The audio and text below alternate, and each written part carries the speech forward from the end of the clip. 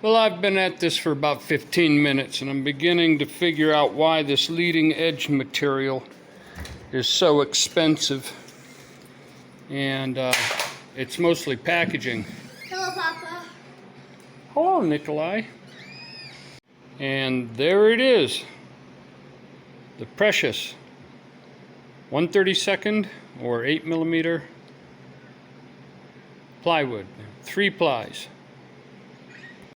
So the leading edge material is 5 3/4 of an inch, but it's okay.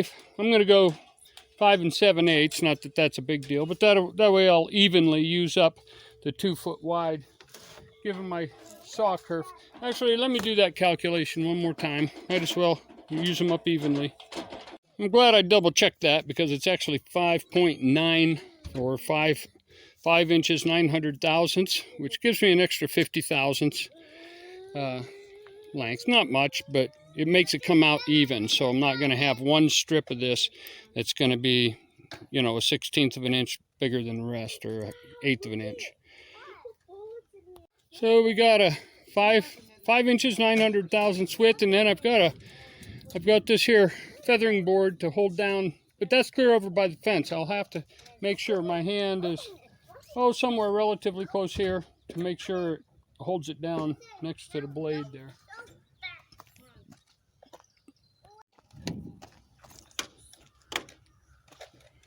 Works better if you get power.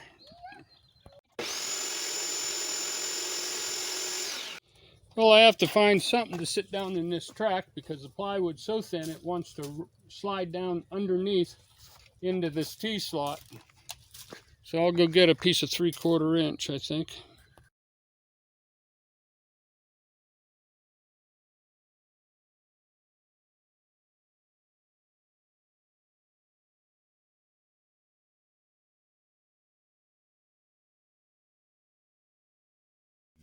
You think that's from the airport? Yeah.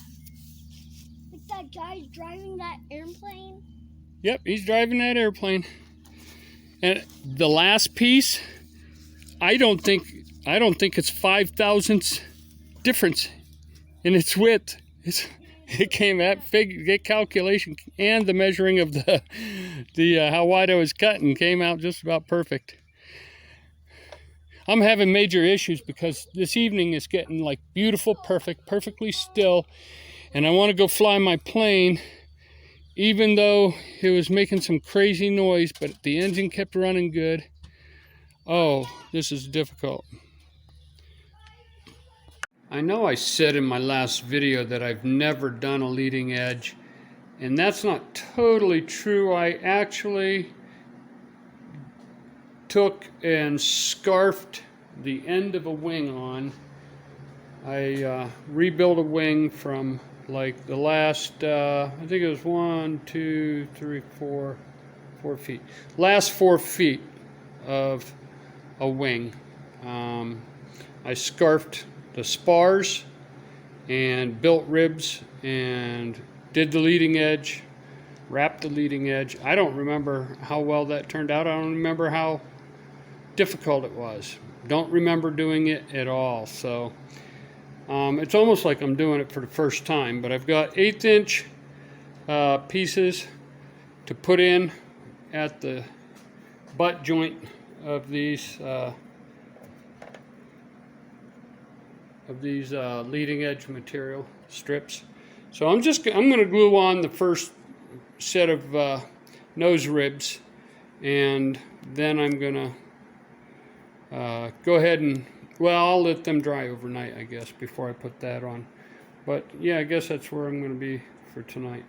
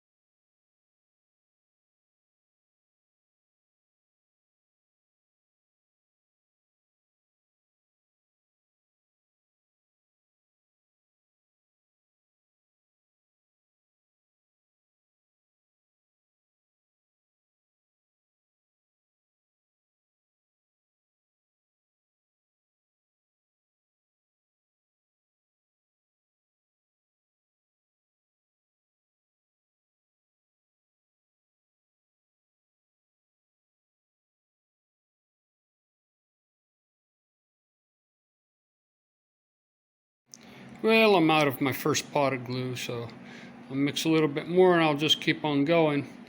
And notice how I put a board up next to this one so that it would run even with the root. Remember, the root is tilted in some, so made sure that they're. Maybe I should have used an 1/8 inch there. I'm not sure. I can always put one next to it or double it up. So, anyways, that's all I'm doing for tonight. And yeah. Oh yeah, I was going to mention, did you notice how I started off with the first few, trying to fit them in there, put the glue on it, and then realized, oh, I didn't dry fit it. It didn't quite fit. I had to shave it. So always fit it. Probably go through and fit them all first, then mix your glue, because this here could take the whole time of a pot of glue. Anyways, yeah, always dry fit. And we're done. And done for the night.